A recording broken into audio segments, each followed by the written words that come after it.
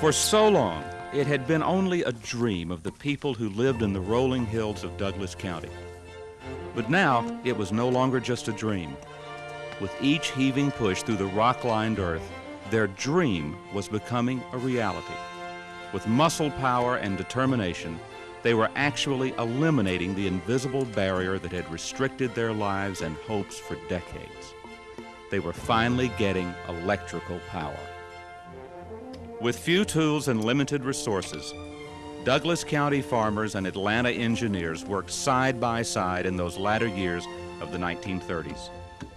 Slowly, tall wooden poles and sturdy wire began rising up along dusty roads and rolling fields.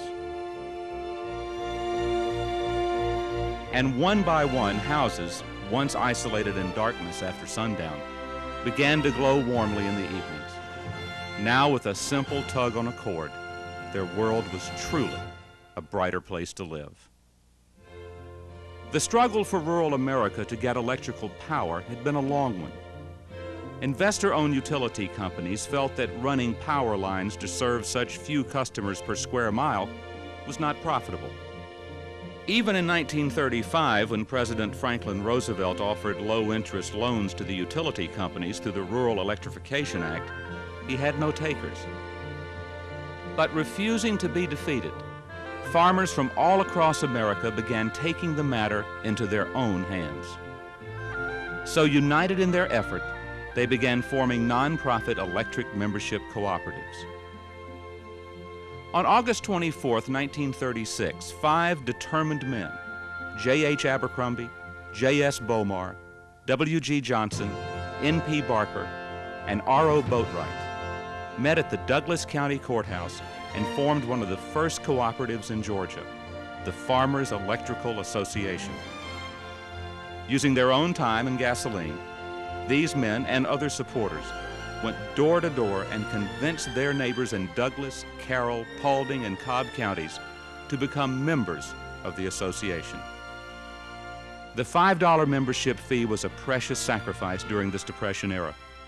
But within only weeks, the association had 320 members, and its first board of directors applied for and secured an REA loan for $83,000.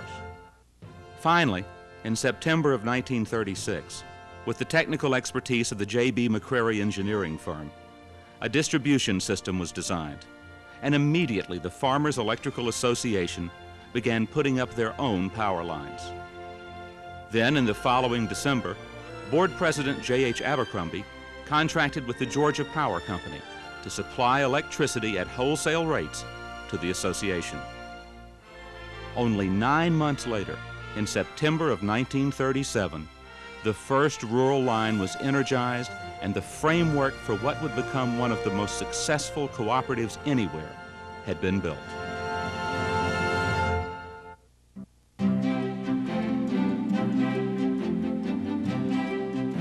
In the years that followed, the need for electrical power grew quickly, and so did the Farmers Electrical Association.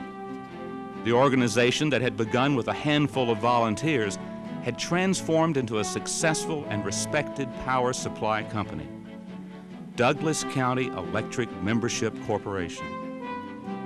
Within the first 2 years, Fulton, Fayette, Coweta, and Bartow counties had been added to the Douglas County EMC service area.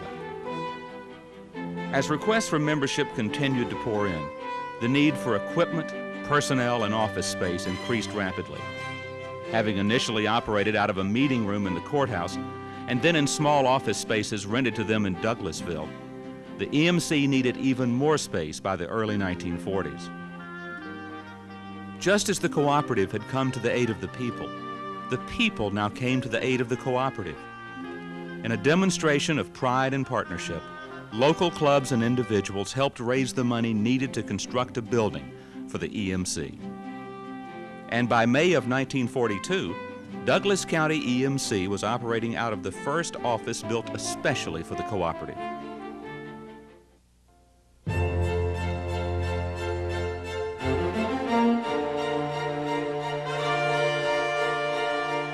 World War II and its aftermath brought both hardship and growth to Douglas County EMC. Materials were in short supply and expensive. Yet due to the shortage of housing in the cities, families flooded to the rural areas. But through careful planning and organization, the cooperative found ways to continue providing dependable electrical service to its growing membership. In 1947, it was decided to sell properties located in Coweta and Fayette counties and use the proceeds to pay back government loans. As membership increased, more trucks and radio equipment were purchased, substations were built, and the office continually expanded. Cooperative activities had become the focal point of the community, and in turn, the EMC was respected for its growing role in civic organizations and community events. Throughout the 1950s, Douglas County EMC continued its efforts to make rural living more convenient and comfortable. Annual meeting attendance had never been greater, and the events had become exciting opportunities to win valuable door prizes, showcase new appliances, and reflect on the cooperative's achievements. On its 25th anniversary, Douglas County EMC was over 8,000 members strong. By the 1960s, district offices in South Fulton and Dallas were added. Modern equipment such as bucket trucks improved the efficiency and safety of linemen, and new, larger headquarters were built. But the boom for growth had only just begun.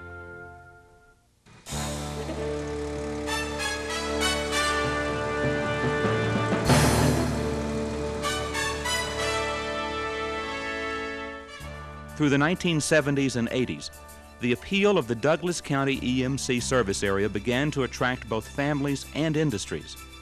And as the demand for more electrical power grew, the EMC continued making advancements to help them better serve their members.